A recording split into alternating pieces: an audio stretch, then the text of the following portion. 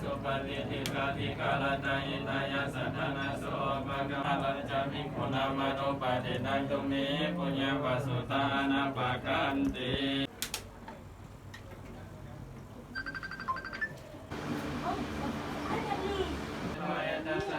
เทตายามุปะภิกขาอุปตวายธรรมิโนอุปสิตวานิโรสนิจวัตสังขาราอุปตวายธรรมิโนอุปสิสเรตเทวะหมาริสามินาทิเมตัสสะโย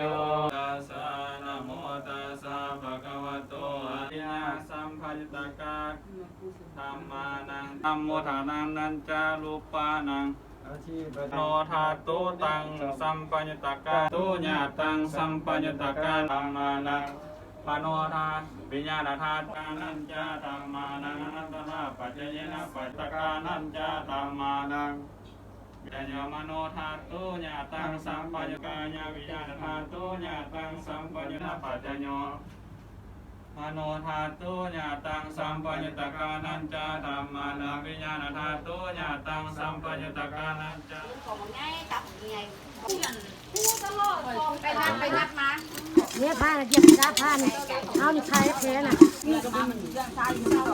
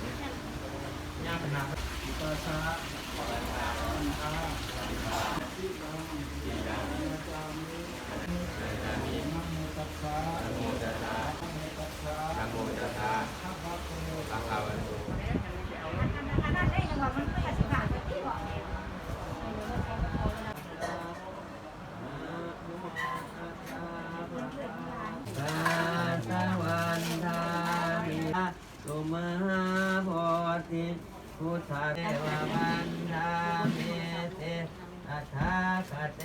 สัญญาเนอาสาเน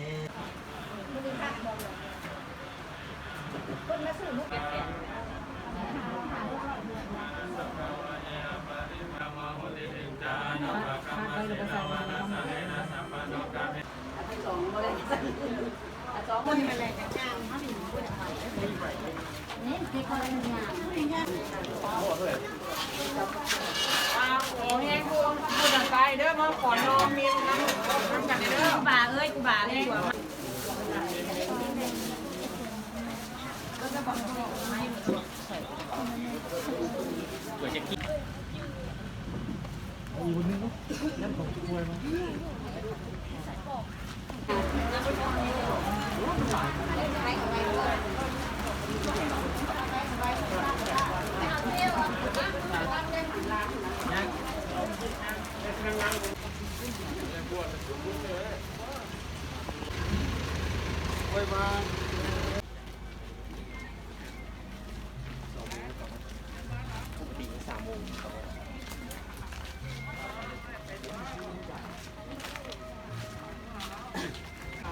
จับซอยหรอเลิกกันทุกคนเลย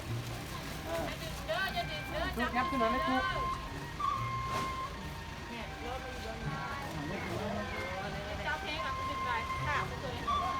แน่นอีกหลายเจ้าสุกก่อนซึ่งเราทุกอย่างอยู่แบบว่ามันต้องรู้ทุกคนมาเราทุกอย่าง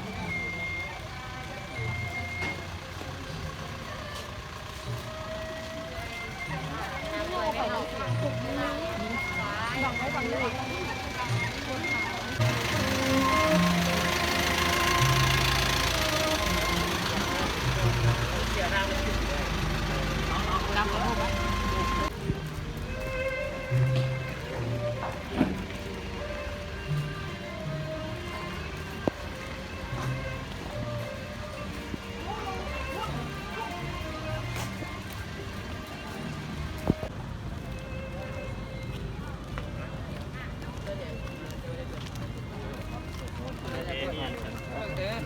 รื่องอะไร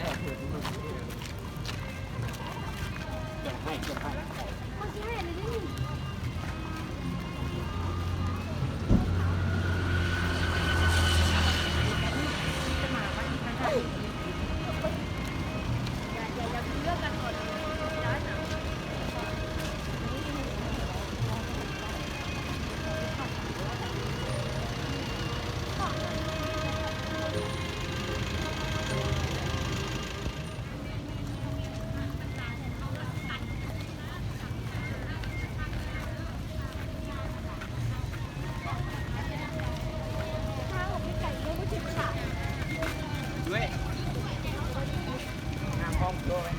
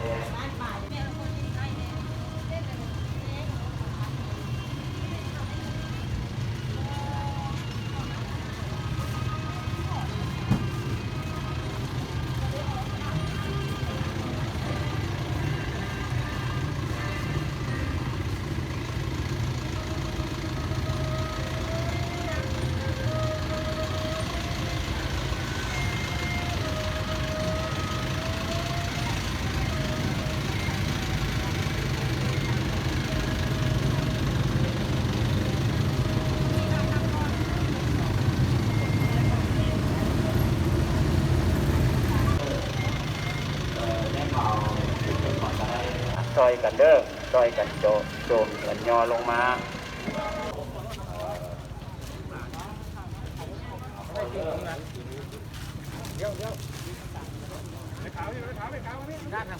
อย่าลืมใส่แมสเด้อเพราะว่าระยะนี้ก็ยังเป็นระยะ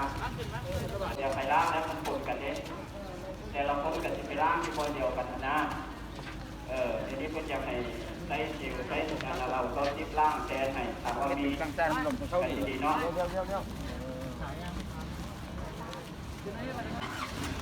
ตามบ้านของเราเนี่ยได้จะทำการตลอด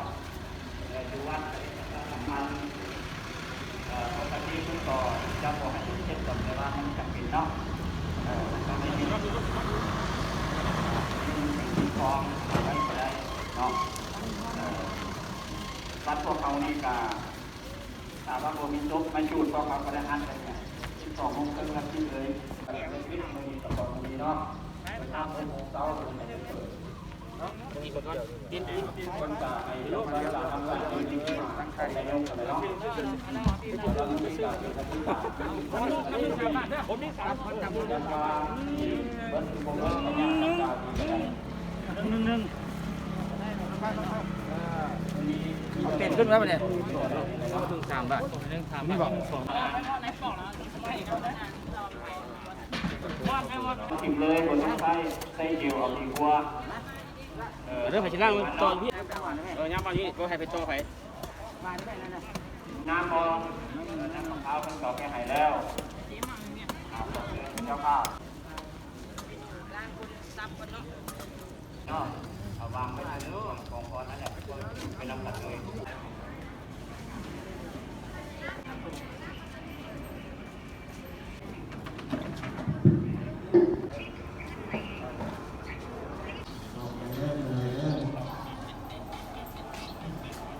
ติโพ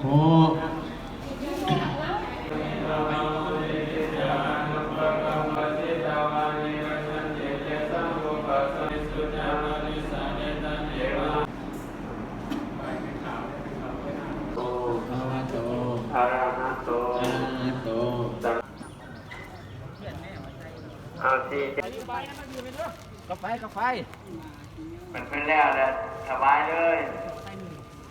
สัมมาสัมพุทธัสสะนะโมตัสสะภะคะวะโตอะระหะโตสัมมาสัมพุทธัสสะนะจะมาริสุจะมาริสะเรทะเทวะหังคะริสามินะทิตัมมนุสารังอะหิรุญญังวะสุโกวะยะวัญญปะริเทวนานาสัมเปตานามัทธายะเอวันติทันติยะจโยอะยะจักขุทักขินาทินาสังฆมิสุปฏิจิตาคาลตาหิตา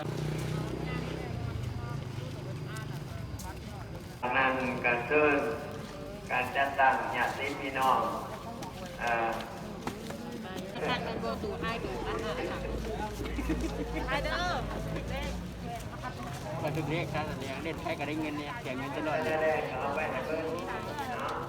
มอบไม้ให้เจ้าเด้อ แม่บอกแล้วแม่ได้ไป เ ดีเด้อ ชิญพ่อแม่พี่น้องย้ำเสียงห่างกันจักหน่อยเนี่ยก็ได้มันเข้าบ้านกันละพึ่งอีกจิโมง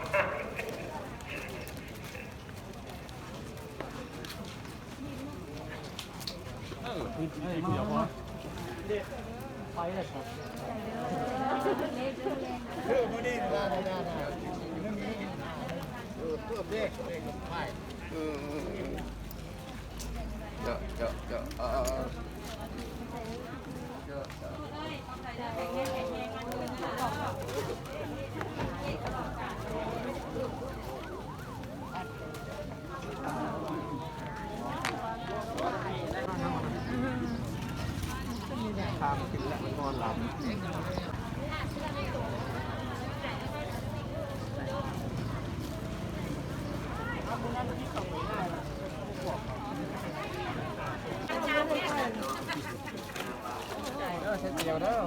จ่ายเงินได้ผ่านเลย มันกลับมาให้ล่างมือเลยบนลูกมันนี่น่ะเอาเรียกเอานะเอาได้แบบนี้น่ะ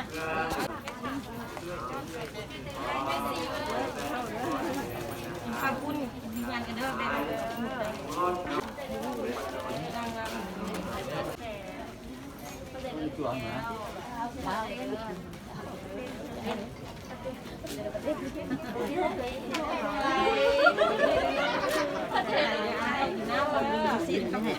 แล้วกูบ่าแล้วก็ไม่ข่าวเข้าเบิดเลย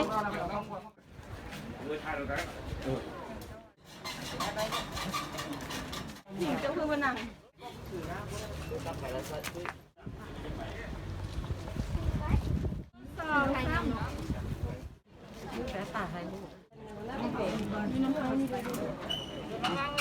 วางเลย